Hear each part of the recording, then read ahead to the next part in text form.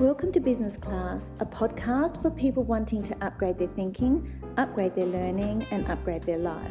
I'm your host, Eugenia Panderhos, founder of Business Class Collective, best-selling author, and life coach.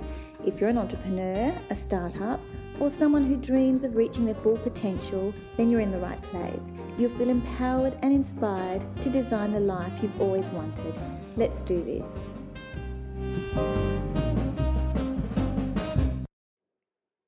Hello, gorgeous people, and welcome back to the show. I'm so thrilled to have you here. I hope you've had a wonderful week. So, as you know, I launched Creating a Life of Abundance, my latest book, and it was a night to remember. A fabulous venue. It was a Roman room filled with statuary and antiques against large, huge paned windows overlooking a courtyard. It was absolutely sublime.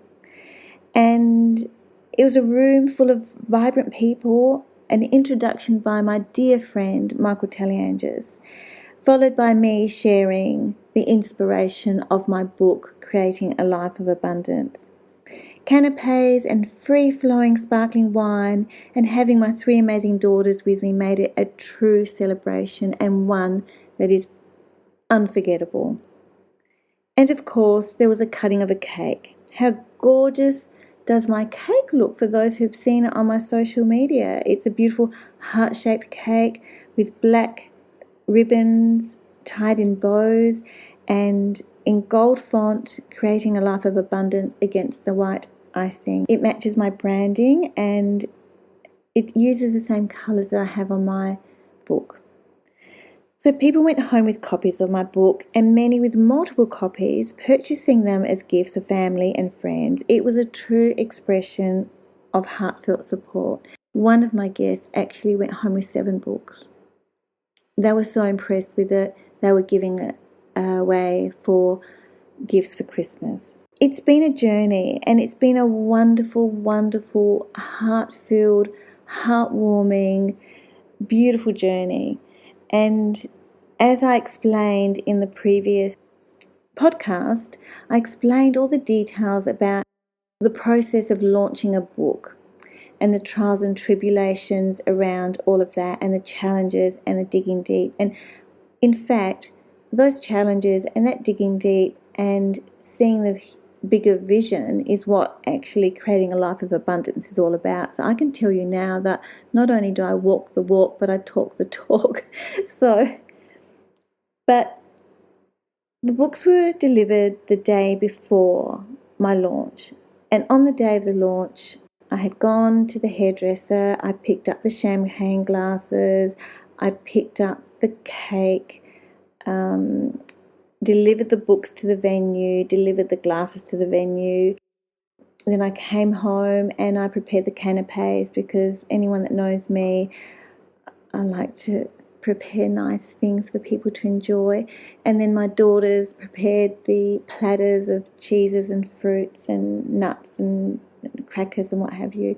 Absolutely beautiful. A beautiful assortment of food.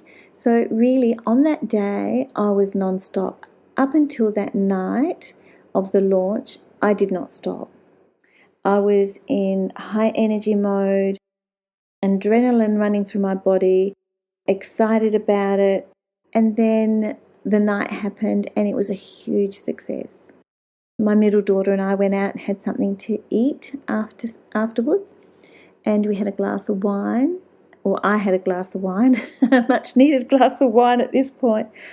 But what I'm going to talk about now is what happened afterwards. So anyone that has run a marathon, and this is my marathon, delivered a huge, project or something that's really life-affirming, and you're birthing something into the world, what actually happens is this phenomenon of, for me, post-launch, this phenomenon that I experience, which is post-launch exhaustion.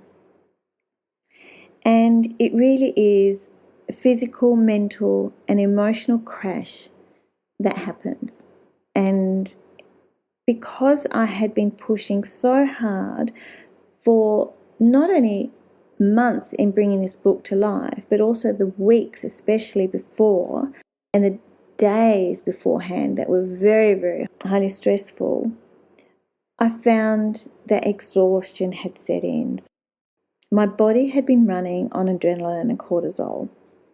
And as that deadline passed and the celebration happened, those hormones dropped and the fatigue hit hard. And that's all I can really say. So because my decision making and problem solving and anticipating the risks that consumed my energy, I'd held on to all of this tension and this pressure and the expectations for such a long time that when it was over, it's like my body, my entire system just unraveled and said, Jeannie, you need to rest. So it's really interesting. I didn't have an appetite and I didn't exercise. So where I was committed to exercising at least 5 days a week in the mornings, suddenly I didn't have the energy to do any of that. Even thinking about going consistently to exercise and go to my yoga or Pilates, which I know would be good for me, I only went twice. And I think I did one walk during that time. What I was experiencing was burnout, fatigue, low energy. I had reduced focus. I wasn't sleeping that well at night time, but needing to nap during the day. Put my podcast aside and my newsletters aside just so that I can recalibrate. I did rest and I deliberately chose to rest, and my eldest daughter, who was feeling unwell at the time, would come in the afternoons and I'd cook for her, and then we would watch something on Netflix and just rest. And a couple of times I fell asleep and I had no guilt about it. I knew my body needed to rest and recover and to re-regulate my rhythm. It was just quite bizarre. I was sensitive to light. I didn't want the blinds up. I just wanted them partially down. I felt like everything was just too stimulating and I needed to quiet my mind and just quiet my body and just sink into this feeling of self-nurturing.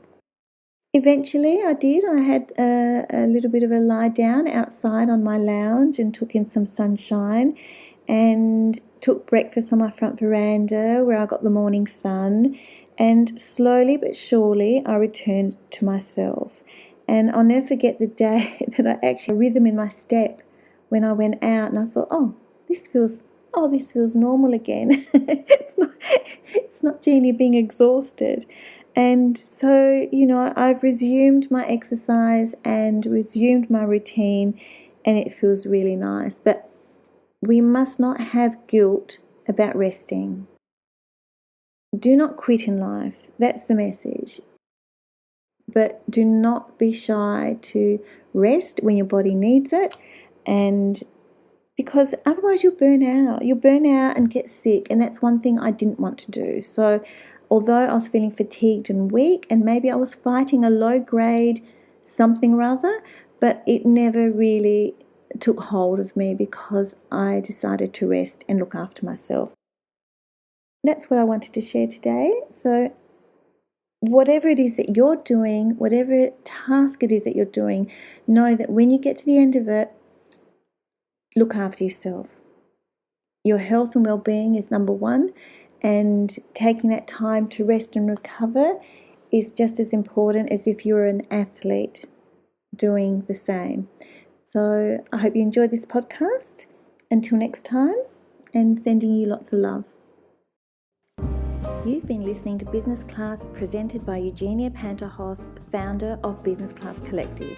If you haven't yet, go to Apple Podcast, subscribe, rate and review this podcast. Share the love and let your family and friends know too. You can follow Business Class Collective on Instagram and Facebook. Join me next time.